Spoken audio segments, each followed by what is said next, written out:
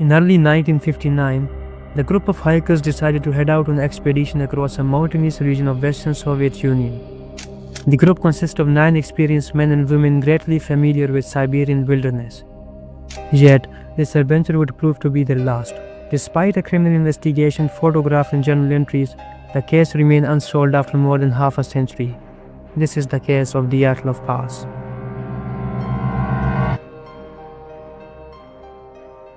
In the early morning of January 23, 1959, a ski and hiking team of 10 boarded a train headed for the Ural Mountains in the middle of Soviet Union. The group consists of 8 men and 2 women with Igor Dyatlov as a group's leader. As the train slowly advanced deep into the mountainous Siberian taiga, the group diary received the final entry. "I wonder what awaits us on the hike. Will anything new happen?" Over the next few days, the group continued to alternate between the mode of transportation. First a bus, then a truck, then a horse and sleigh, and eventually they proceeded on foot and skis. On January 28th, one of the hikers named Yuri had begun to feel quite ill and eventually decided to head back, while the remaining group of 9 continued as planned.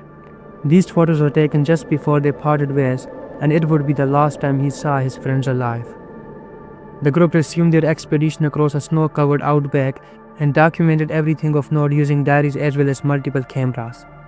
Recovered photos and journal entries suggest that the trek progressed as one would expect with no unforeseen complication, just a lot of snow, bitter cold, and increasingly odorous landscape. On February 1st, they reached the foot of the mountain known to indigenous Mansi population as a Dead Mountain. They spent the better part of the day progressing up the slope and eventually decided to set up a camp only a few hundred meters from the peak. These are some of the last photos recovered from the cameras, and the last sentence of the final entry reads, "It is difficult to imagine such a comfort on ridge with shrill howling winds hundreds of kilometers away from human settlement."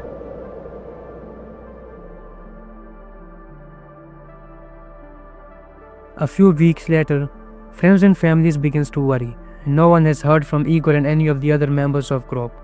After much debate, the team of the volunteers eventually head out to find them. On February 26, the search party is finally able to locate the camp on the slope. It's obvious to first at the scene that something had gone horribly wrong. The tent is in shambles, covered by a thin coat of snow. The hikers' belongings and equipment were found orderly placed inside the tent, but the tent itself had been slashed open with a knife from inside. The next day, 9 pairs of footprints lead the search volunteers down the slope toward the nearby woods. Given that the footprints left rather mild indentations in the snow, which suggested that they had descended the slope in rather calm and orderly fashion, as opposed to running away in panic. The footprints could be tracked from about half a kilometer from the tent until the trail was completely covered by snow. So they continued in the direction of a trail, and under a large cedar tree at the edge of the forest next to remains of the improvised campfire, they found the frozen bodies of Yuri Doroshenko and a Yuri Krivonoshenko. It would take over 2 months for the bodies of all 9 hikers to be recovered. The first 2 were found severely underdressed. No jackets, no pants, no gloves, hats, boots, or anything else. One might expect given the frigid climate. Only light shirts, underpants, and socks. After the time of their death, it would have been around -30 degrees Celsius. The cedar tree had a sign of damage, as if someone had climbed it, with branches broken up to 5 meters high. Perhaps they were attempting to locate the tent in the pitch black darkness, or perhaps they were trying to hide from someone or something. The next 3 hikers were found a very distance between the tent and the tree, covered by a few centimeters from the snow. They were better dressed than the previous 2, but not by much, as they still lacked essential items such as boots, hats, and gloves. They were all found facing the direction of a tent, as if they were struggling to return at the moment of their death. While some of them had sustained minor injuries, all 5 had died of hypothermia. It should also be noted that 4 of them had died while intoxicated. The last 4 hikers were found at the bottom of the small hill, covered by a 3 meter of snow 75 meters from the tree in the opposite direction of the tent. Among these, 3 of them had sustained lethal injuries. One had a fractured skull, 2 has a fractured multiple ribs, and suffered a massive internal bleeding. The medical examiner suggested that the injuries had been sustained from the fall. The injuries had been sustained while they were all alive and could not have been inflicted by another person. The 2 had also been found with gaping eye sockets, and one of the women had a missing tongue. The last of the four had a broken nose and deformed neck but died of hypothermia. And most mysterious of all, 3 articles of clothing were later found to be abnormally radioactive. On May 28, the criminal case was discontinued with crippling and incredibly vague decision. The lead investigators write in the final report, the cause of the death was unknown compelling force which the hikers were unable to overcome. Not exactly the most satisfying answer and barely a conclusion at all. The fact that Dubinina was missing her tongue had been taken away out of proportion. Some say that it was cut off and ripped out while she was still alive, others say it was eaten by scavengers after the death, while some even claim that the tongue was later found somewhere else. But interestingly, medical report says the diaphragm of the mouth and the tongue is missing. That's it. There's nothing about ripping or cutting or anything else. Reality is unknown that what really happened. No one exactly knows how and why this happened. For example, the same section of the same report states, gaping orbits, the eyeballs are absent. Equally mysterious, right? Now some who claim that her tongue must have been removed while she was still alive have pointed the fact that she had about 100 grams of blood in her stomach. But that's not exactly true either, because the relevant portion of the forensic examination reads, stomach contained up to 100 cubic centimeter of a dark red slimy mass. That's about 100 centiliter of something, most likely food, mixed with something red, most likely blood. So from this, it's not clear that how much blood was in her stomach, just that there was blood in her stomach. Which isn't that strange given that she was struggling from massive internal bleeding.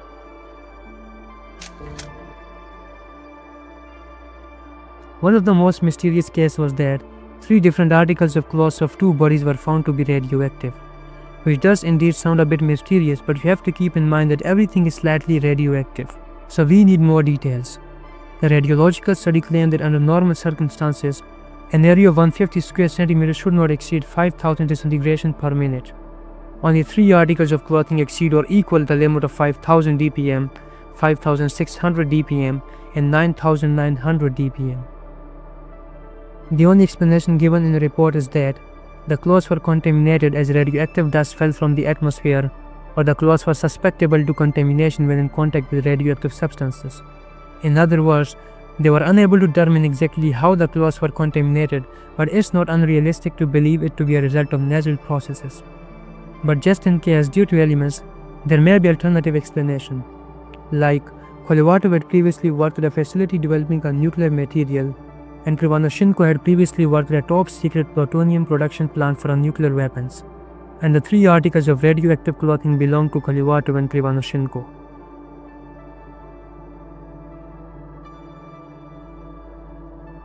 Some also claim that around the time of disappearance, numerous sources claim to have seen UFOs in the form of orbs of light moving across the night sky for a few seconds up to several minutes. These includes 3 soldiers and 2 different hiking groups.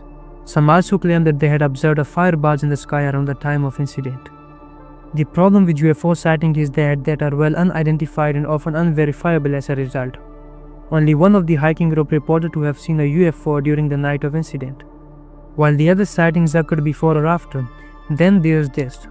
This is the very last photo taken with one of the highest cameras. It appears to be a photo of some type of light source taken in the middle of the night. Unfortunately, this photo still doesn't claim that it was UFO. It could no doubt be a photo of some torch. It could no doubt be a photo of candle, flashlight, fire stove or anything else. But let's assume that this is the photo of something in the night sky. What could it potentially be depicting? I can think of few possibilities. A rocket, a piece of a rocket, space debris, a crashing aircraft, or perhaps a meteor.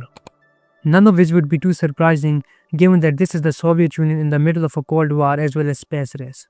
And if the object has already been recovered, there should have been evidence in form of crash sites, footprints, or other activity on the ground. So given the fact that there is no obvious connection between the UFO and hikers' disappearance.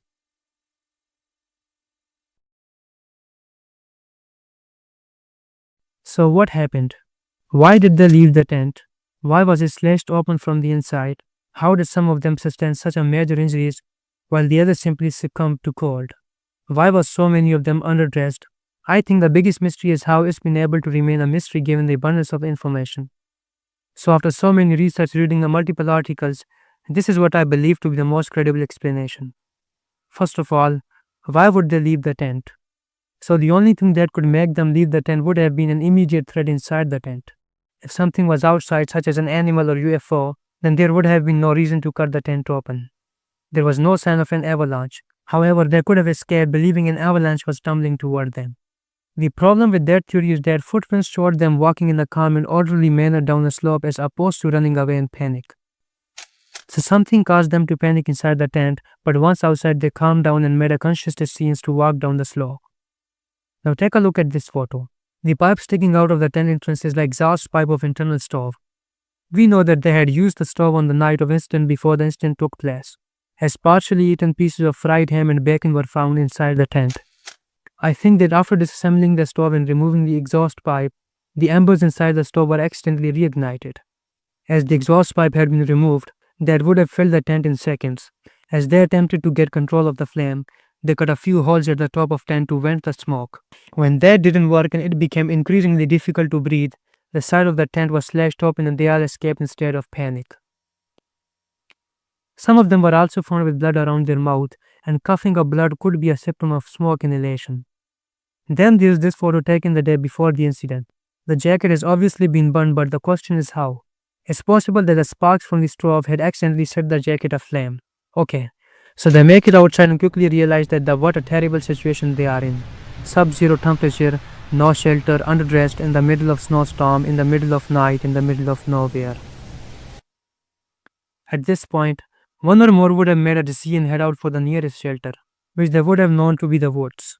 The reasoning behind this situation is likely multifaceted. The smoke from the tent could have made it impossible to stay with its proximity, or the smoke may have caused them to believe that the tent was on fire. Some of them were intoxicated, which could have affected the judgment as well as their sensibility to the cold. And they may have also been believed to be closer to the woods than they actually were. So they finally reached the woods and immediately set out to make a fire. Some climbed the tree and scavenged the surrounding area, while those who were properly dressed head a bit deeper into the woods. About 75 meters from the tree, 4 of them trigger a minor avalanche, taking them over the edge of the ravine with a drop of about 3 meters. As the bottom is filled with rock and ice, they sustain lethal injuries. 3 of the other hikers head back for the tent, while the remaining 2 slowly freeze to death around a fading flame.